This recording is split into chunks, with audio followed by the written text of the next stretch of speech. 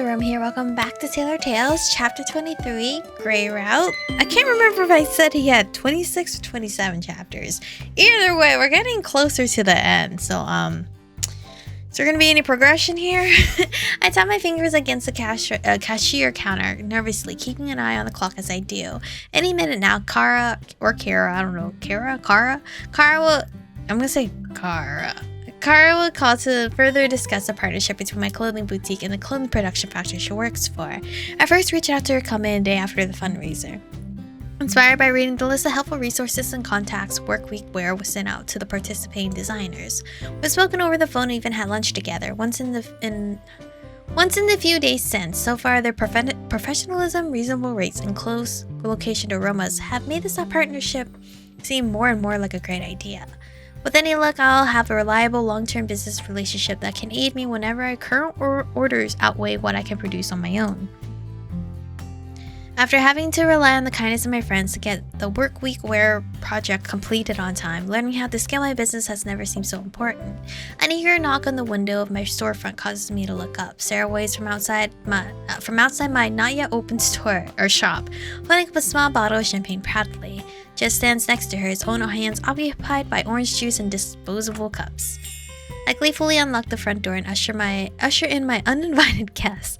I wasn't planning on opening up shop until I had finished my call with Kara anyway. Why not let my friends distract me with mimosas while I wait? Sarah bounds in through the door with Jed following close behind before both of them set down their stuff at the cashier counter. "We come bearing gifts," Sarah shouts. "I can see that," I tease, rubbing her lightly. I eye the two of them curiously as we start to pour the juice and pop open the champagne. "What's the occasion?" I ask. "You," a deep familiar voice from behind me says. I turn to see Gray winking at me as the boutique door closes behind him, with just a few strides he's right in front of me, close enough to touch. Gray hands me a large picture frame, my eyebrows dip as I examine the contents. As I start reading through the framed piece of news, I nearly shriek in excitement. "What? The article about Roma's came out. When? How did I miss this?" "Nikki said it was released earlier this morning. He found it while he was getting ready for work," Sarah says. She then proceeds to wrinkle her nose in exaggerated disgust. "School starts way too early. He asked me to congratulate you in person in his place." "Aww, that's so cute! And they got it framed for me! Aw, you guys are so cute." "You should be proud," Jed says. He gives me a small smile as he hands out the finished cocktails. "The article speaks highly of you." "Who wouldn't?" Gray chimes in. He raises his own glass to me in celebration, grinning proudly. After the four of us clink our cups together, I stand staring at the story in shock. I can hardly believe it. One part in particular catches my eye. "Hey, they have a quote from Evelyn, the woman who approached me at the fundraiser," I say. My eyes widen as I read the next few lines. Wow, it seems like she's pretty influential. One of the work week wear's greatest benefactors? The fact that she's complimenting my work here is so crazy, I say, feeling incredulous. "That's amazing," Sarah beams at me. The Cleaner Academy principal is quoted in there as well, praising the costumes we made for their play. They even bought some of my photos to use in the article. Sarah points to where her name is printed as a contributor. "Let's hope we'll both continue to get new business beyond this," she says, still smiling brightly. "Definitely. I actually had a meeting with a small clothing manufacturer the other day to help me prepare for just that. I'm supposed to hear back from her today at around 9:30. I nod my head towards Jed. "No more counting on DeCapo's legendary seamster to lead a team of amateurs to save the day," I joke. "Oh, he doesn't mind," Sarah says. She wraps her arm around Jed's tall form. "None of us did." My heart melts thinking of how much everyone did to help me in my business. I'm beyond appreciative, surely. I pray my sincerity comes through in my words. But I don't want to have to rely on the kindness of my friends to survive these situations. Not if I can properly prepare them. "That's a great attitude to have, Michiko," Sarah says. She lays a hand on my shoulder. "I'm super proud of you." "It's almost 9:30, Jed says, glancing at his watch. "We should clear out if you're expecting a call." "Well, we just got here," Sarah pouts. Despite her protest, she helps the rest of us clear the drinks away quickly. The two set out together after wishing Gray and I goodbye. Sarah winks at me as she grabs the champagne and juice to take with them. Probably best I don't drink much at the start of work day anyway, though the mimosas were a fun break from routine. "Mind if I stick around for a while?" Gray asks. He leans back casually against my front counter, tucking his hands into his pockets. "There's some things I'd like to talk to you about after your phone call wraps up, but I understand if you prefer privacy." "You're always welcome here, Gray." I smile at him, hoping to convey how happy I am to have him around. "Always?" Gray asks, cocking an eyebrow. He He then returns my smile with a sly smirk of his own. When do you usually shower? Maybe I should start planning my visits around then. Joke's on you, Gray. It's always random, so... I fainted groan, forcing back the smile that was threatening to widen. Is there anything I can say that you can't twist into something sexual? Gray takes a moment to thoughtfully consider my complaint. Probably not. Gray locks eyes with me. His stare is so intense that I can't look away. Because even if you're not saying anything provocative, you're still a beautiful, sensual woman that I can't help but want. I'm always thinking about you, Ichiko. Mesmerized, I lost myself in his gaze until my phone starts to vibrate from inside my pocket. Anyway, business time. I quickly step back from Gray and shake my head in an effort to clear my disoriented mind. Hello? This is Michiko Melody speaking. Hello, Miss Melody. This is Kara. We had lunch together the other day to discuss our clothing factory, collaborating with Aromie to produce your designs. Oh yes, I'm really excited to talk more in detail about... I'm calling to let you know that we won't be able to continue with this partnership.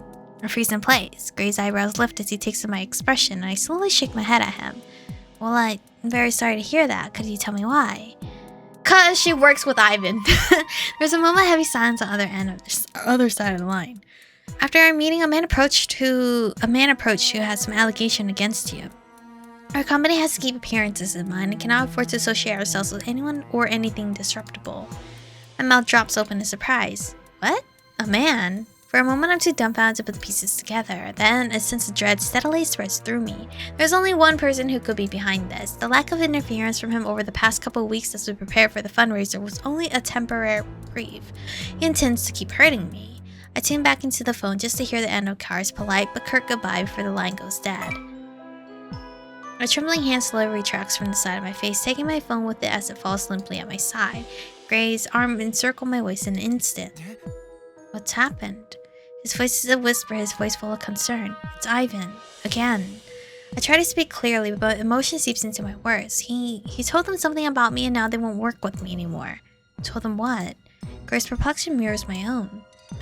I don't know. Maybe he didn't say anything about me. Maybe he threatened them, or maybe I start to sting as a sense of hopelessness comes over me. Gray presses me to him and I stand in his embrace, breathing his scent in and out until I feel calm enough to continue. I didn't imagine he tried so hard or go this far, I say, wiping my eyes. I feel he'd sooner see Aroma's destroyed than accept my refusal. I look up at Gray, whose lips have settled into a grim line. I'm starting to feel like I'm running out of options, Gray. If I call the police on him, I'd be putting you and Jet at risk as well. I chew on my bottom lip, trying to think of another solution, one that doesn't involve having to lose my business. Should I give in? I can barely get the words out. No, Gray commands. The hardness of his tone takes me by surprise.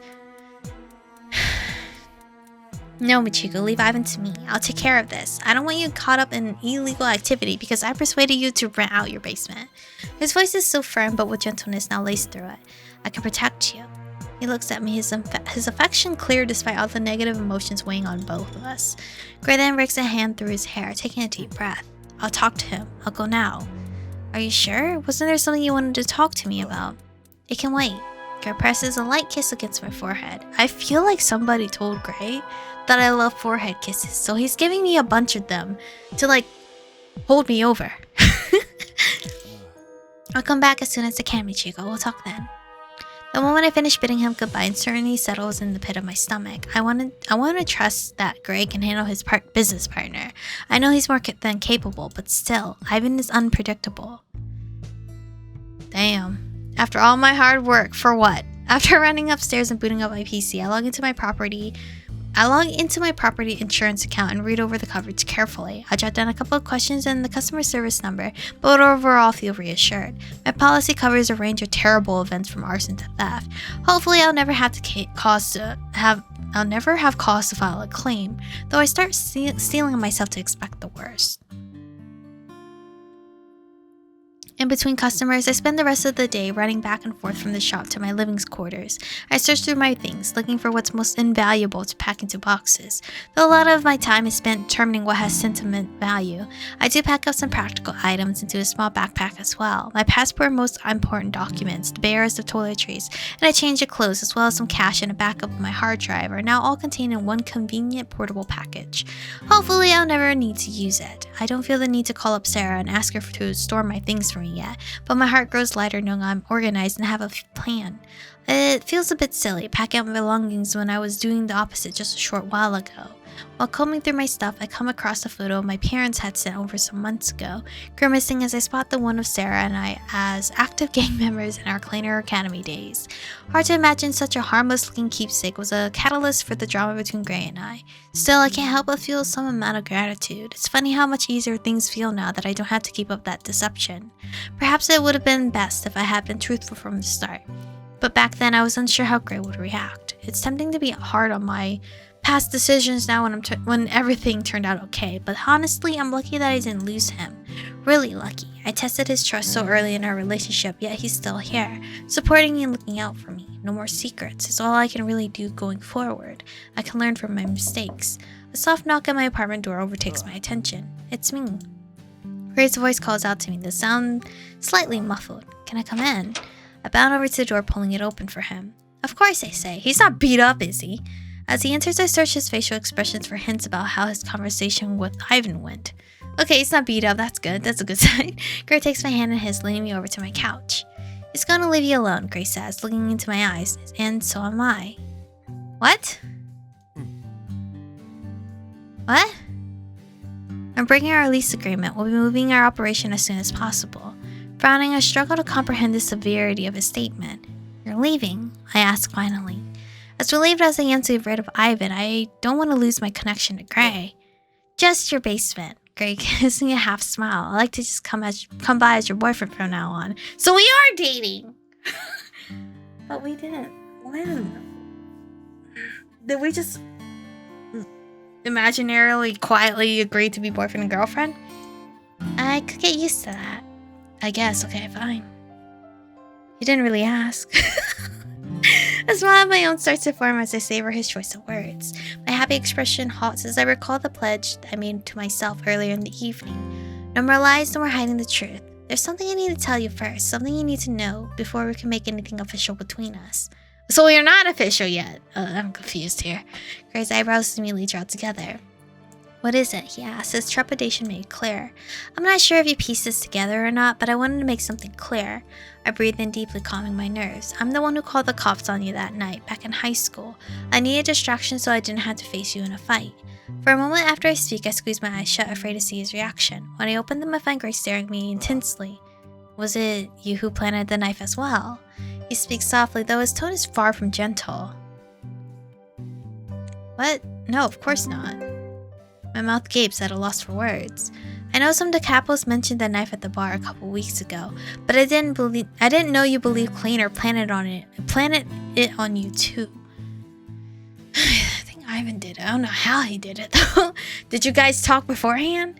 Gray just shrugs. It seems like the most likely explanation. Gray, I would never do that. Seriously, I called the cops because I was trying to save my own skin, I plead. I pray he'll believe me in spite of my history of deceit. Gray doesn't look convinced. I thought you would have revealed that we knew each other. That we had been... What? I wave my hands in exasperation, struggling to find what Gray and I were to each other back then, if anything. I don't know, somewhat friendly?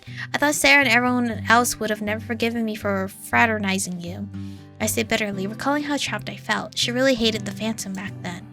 He breathes out a sigh. Truthfully, I would have been surprised if it had been you, but I don't think a DeCapo was responsible and no one else was there. Could a member of your gang have gone rogue? I shake my head. The thought occurred to me after hearing what your gang members said at Wasted. I asked around when everyone was here helping me prepare for the fundraiser, but everyone denied it.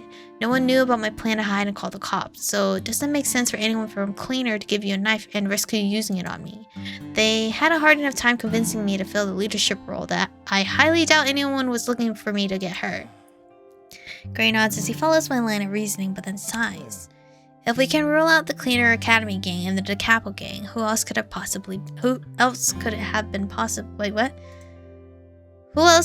possibly been? Okay, whatever. What about Ivan? Has he ever told you what he was doing there that night? I asked. The memory of our first meeting is practically burned into my brain, though whether that's due to Ivan's unsettling nature or the dramatic events of the evening, I can't be too sure. Ivan? Gray repeats, looking dumbfounded. He was at the park too.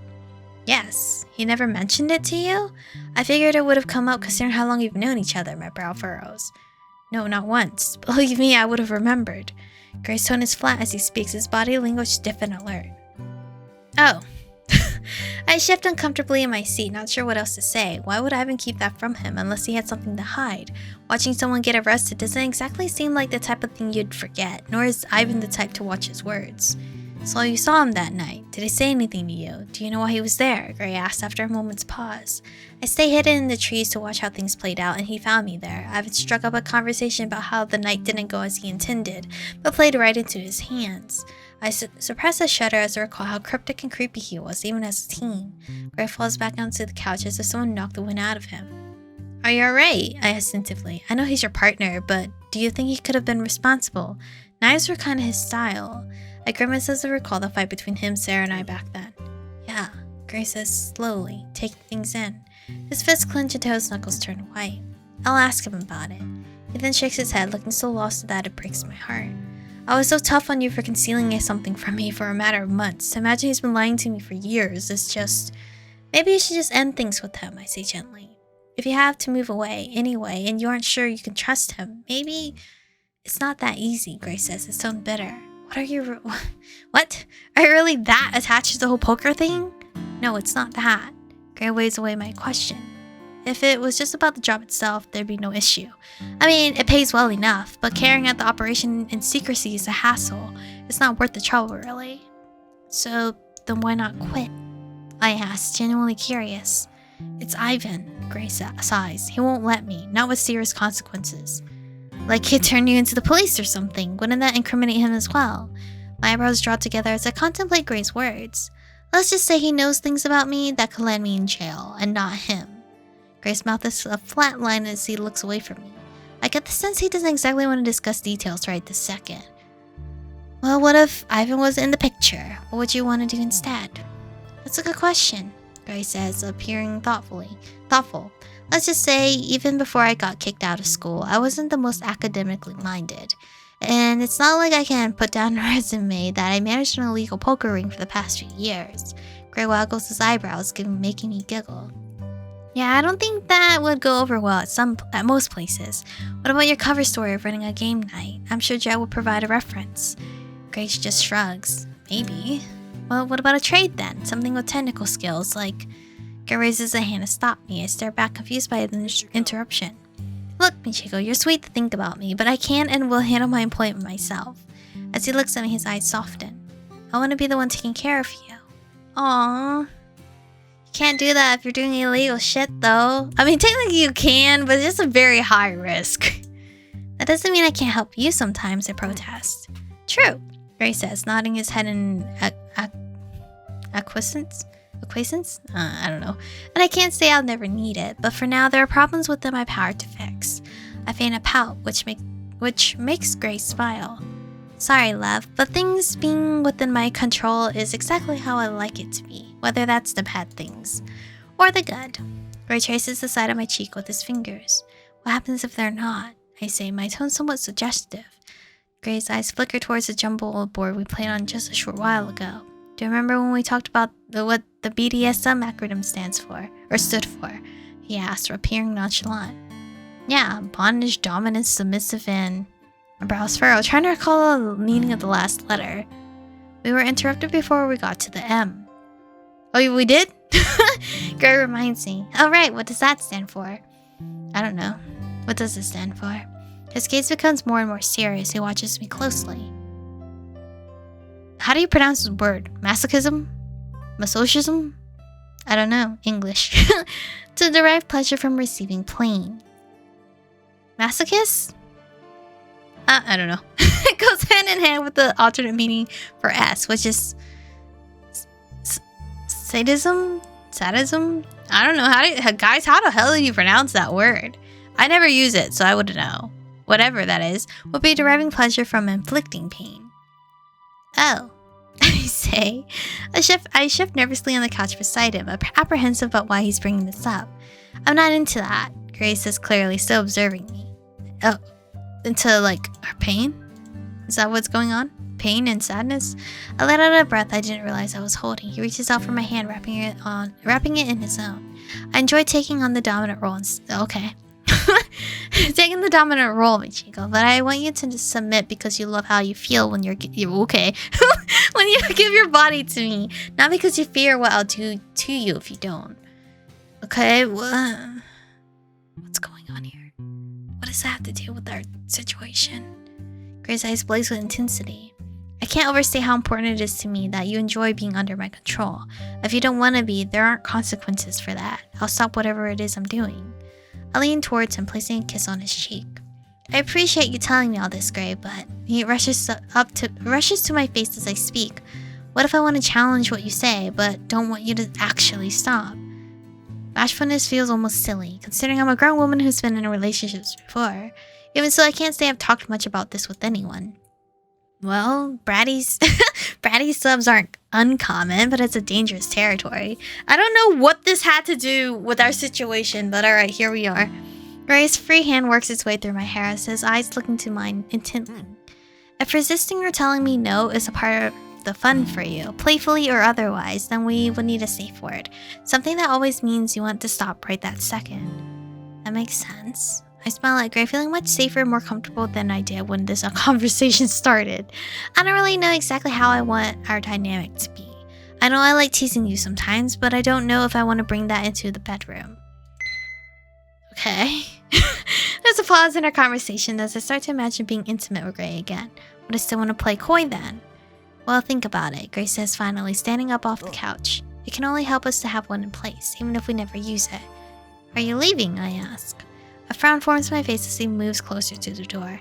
I want to think over my situation with Ivan. See, this whiplash conversation, Gray says, looking slightly apologetic. I don't think I'd be much fun even if I stayed, he admits. I walk over to him, wrapping my arms around his neck before planting a kiss on his lips. Next time I won't let you leave so easily. Not before you pay me much more attention. Gray breaks out into a smirk. I promise you'll be satisfied. And Michiko? He presses a kiss of his own against me, lingering on my lips for a moment. Oh, you're so cute. So are we dating now, or...? When everything with Ivan is finally settled, I'm going to command all your attention for a long, long time. Okay, I'll wait. And with a final wink, he bids me goodnight. I guess all we can do is wait. We're playing the waiting game with Gray. There's either 2 or 3 more chapters, guys. I hope you're ready for it. I'm kind of like... I don't know. I was kind of... I kind of want to go back to Dimitri. But we must see this through. But thank you guys for watching today's episode. Stay beautiful, and I'll see you guys in the next one.